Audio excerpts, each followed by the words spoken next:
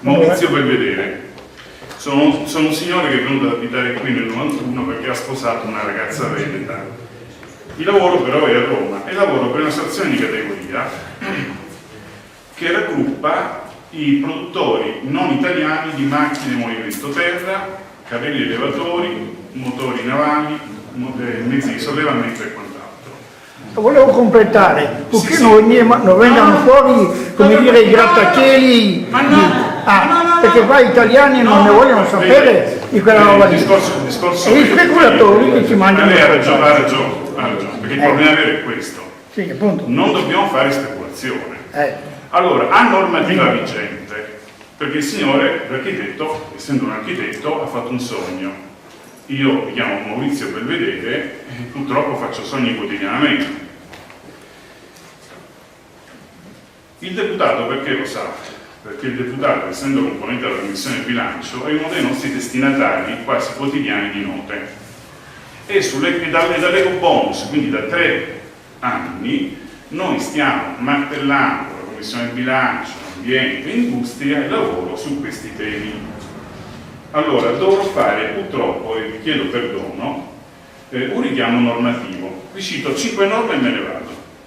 Unità immobiliare ed edificio, eco bonus, risparmio energetico, decreto legge 63 e detrazioni per ristrutturazioni sempre col decreto legge 63, quindi è finanziato. Casa, piano casa, articolo 11 del decreto legge 112, già fatto, finanziato o no, deputato? Quartiere, perché io trovo sempre ovviamente finanziato. Interventi di ristrutturazione urbanistica, DPR 380/2001, articolo 3, lettera F. Dico bene? Città, piano nazionale città, decreto legge 22 giugno 2012, numero 83. Mobilità sostenibile.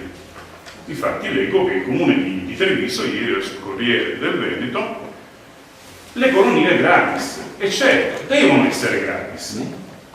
Le colonie elettriche dedicate, io mi inquieto quando, portando i miei figli a Possagno, al Cavanis, mi inquieto fortemente perché vedo spesi tot soldi per rifare la piazza davanti al municipio e nessuno che pensa di mettere una centralina elettrica.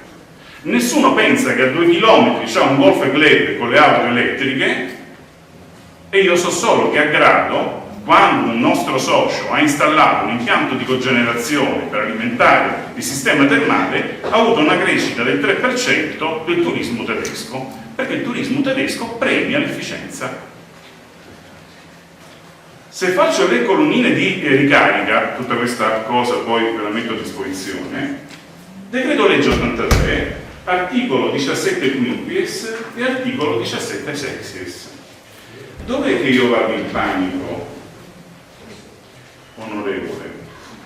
Vado in panico su una cosa, quando penso purtroppo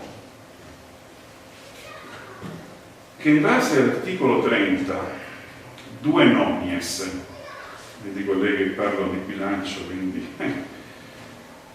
mi prorogano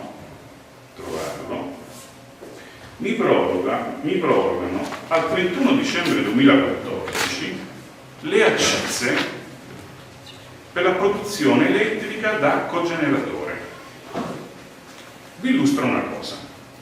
In base al testo madre sulle accise, quindi quei santi uomini legislatori italiani che hanno fatto le norme, se io uso un cogeneratore per produzione elettrica e recupero di calore, sono esente. È esente da quando? Da sempre. Da sempre. Cosa accade? Che a un certo punto il legislatore decide che deve far pagare qualcuno e fa pagare il regime di esenzione delle accise.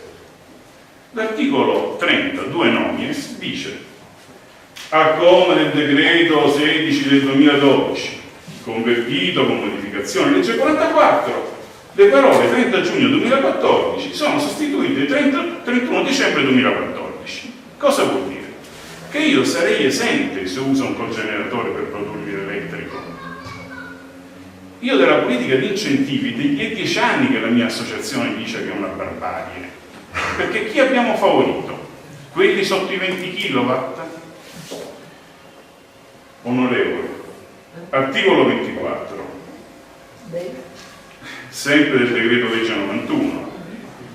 Lei ricorderà che inizialmente si parlava di oneri di trasmissione di sistema.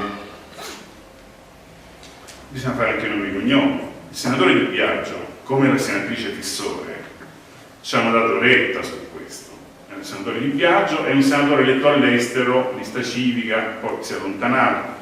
Ma la senatrice Fissore, sindaco di Moncalieri, del Partito Democratico, siamo riusciti a far ragionare in maniera diversa e a spostare gli oneri che dovrebbero gravare su quelli che si autoproducono l'energia e se le autoconsumano, e per questo vengono tassati.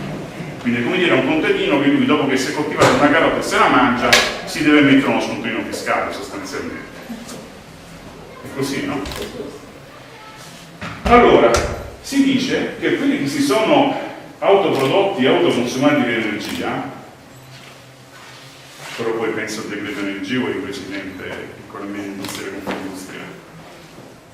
Allora, come sciogliamo questa dicotomia al vostro interno tra chi prende il decreto energivori e quelli che vengono sfruttati? Allora, è un laboratorio. Io purtroppo sono rompiballe, perché siamo visti come dei rompiballe. Noi la vediamo diversamente da storie rinnovabili, perché io non posso pensare di continuare a gravare sui cittadini degli oneri che non sono in pertinenza di tutti i cittadini. Ma allora cominciamo a dire di fare un po' di efficienza.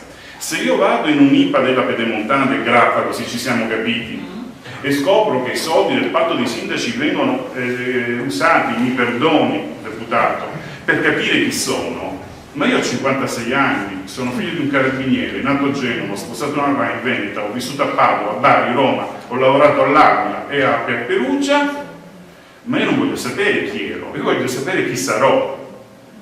E se io non ho uno strumento tecnico-giuridico come il patto dei sindaci che mi aiuta a capire come sarò da grande, di cosa ho bisogno, deputato, io ho paura che noi ai nostri figli non diamo nessuna speranza.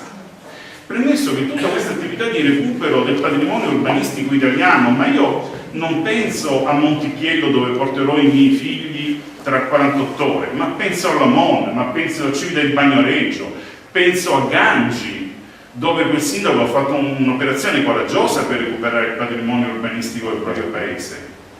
Allora, noi come mettiamo insieme tutti questi tasselli e diciamo a quelli che consumano energia, certo che devono essere aiutati, ma aiutiamo una politica di decarbonizzazione, guardiamo l'impronta dell'acqua, ma se noi non premiamo quelli che fanno meglio con meno, e noi non... L'architetto ha parlato di risparmio energetico giustamente, non di efficienza, infatti ora lui non lo sa, ma mi attaccherò a lui come un hater, lui da me, cioè io l'ho massato. Ma il problema è proprio questo, cioè noi le norme le abbiamo, dobbiamo mettere in condizione, se mi permette deputato, e lo dico ai sindaci, noi stiamo provando a fare con un comune, di cui non posso dire il nome, della provincia un'operazione di partenariato pubblico-privato.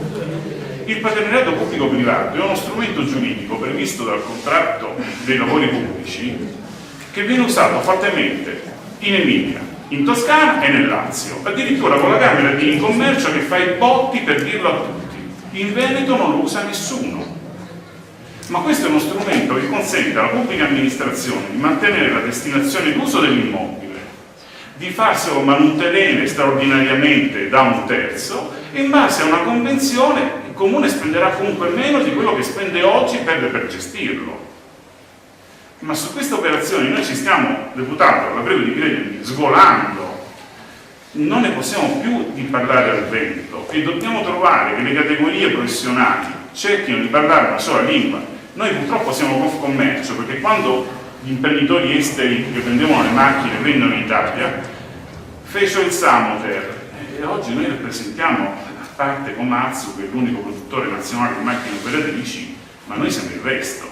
Noi siamo Liber, noi siamo Volvo, noi siamo Caterpillar, siamo Hitachi, devo andare avanti.